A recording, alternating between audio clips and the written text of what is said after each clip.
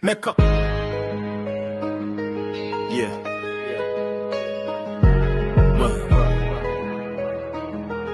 Yeah.